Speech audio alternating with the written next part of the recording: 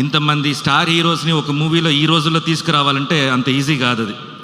ఎందుకంటే ఒక ఫంక్షన్కే పిలుస్తేనే రాని రోజులు ఇది. సినిమా తీసేయచ్చు, ఎంతైనా పబ్లిసిటీ చేయొచ్చు, బయట గెస్ట్ని తీసుకురావాలంటే చాలా కష్టం, అంత ఈజీ కాదు, మాకే తెలుస్తుంది.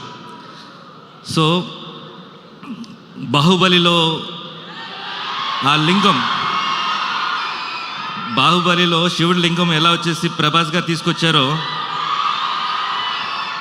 అలా కన్నప్పని విష్ణు తల మీద పెట్టుకొని మూసాడనమాట ఇన్ని రోజులు. సో చాలా కష్టపడ్డాడు. ఇవాళ కూడా చెప్తున్నాను, తనకి హై ఫీవర్ ఇవాళ.